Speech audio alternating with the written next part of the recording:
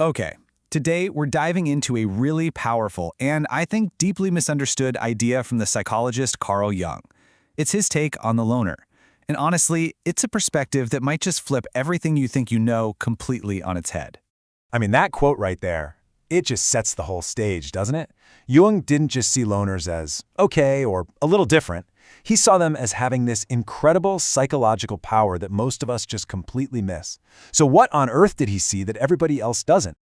All right, let's start by unpacking this fundamental conflict.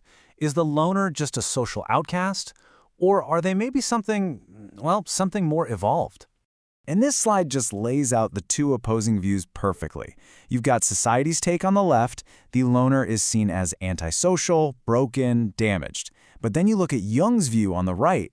They're not lacking anything. In fact, they've actually developed an immunity to social pressure, which is exactly what makes them so psychologically formidable.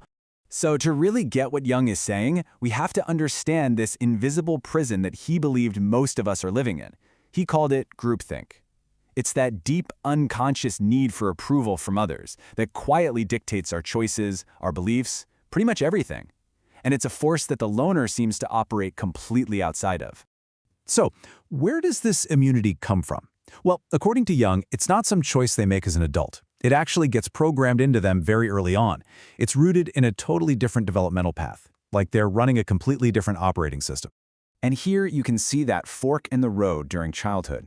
On one path, you have the social child, who learns to regulate their emotions based on feedback from the outside world. A parent's smile, a friend's laugh. But the loner child, they develop a totally different skill. They learn to self-regulate, to find their stability and their validation from within. And what this does is it turns them into observers of what you could call the social theater. So while everyone else is on stage, busy playing their part, the loner is sitting in the audience, watching the gears and the pulleys behind the scenes. They see the patterns, the unspoken rules, that the actors themselves are just too busy performing to even notice. Now, this observational stance, it leads to a really critical distinction. For the loner, being alone isn't about being lonely, it's about being free. Yeah, and this slide shows that difference perfectly. Loneliness, on the left, that's a prison. It's a painful lack of connection. But solitude, over on the right, that's a choice. It's more like a superpower. It gives you direct access to your own mind, free from all the static and noise of the outside world. And this quote just captures their inner experience perfectly. What most of us might feel as connection in a social setting, the loner actually experiences as interference. That's why small talk can feel so incredibly draining for them. Their nervous system isn't processing a bond, it's frantically trying to filter out all this static just to protect its own clear internal signal. This solitude, this need for a clear signal, inevitably leads to the most challenging but also the most transformative part of the loner's path, and that is the journey inward to face their own shadow. So what exactly is the shadow? Well, in Jungian psychology, it's all the parts of ourselves that we're taught to deny or push away. Our capacity for cruelty, for selfishness, for fear. Most people use social groups as a way to project their own shadow onto other people.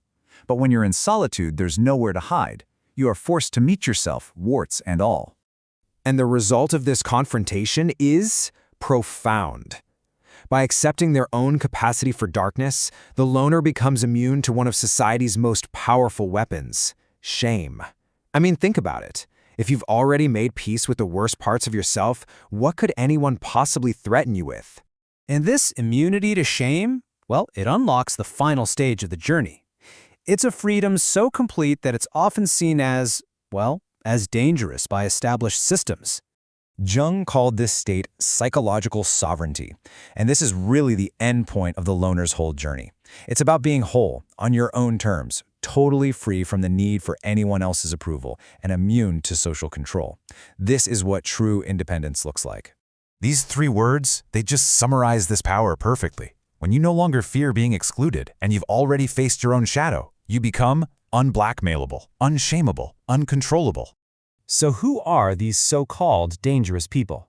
Well, they're the whistleblowers, the truth tellers, the pioneering artists and scientists. They aren't dangerous because they're malicious. They're dangerous because their freedom to act with integrity threatens any system that relies on conformity and on silence. You can think of it like this.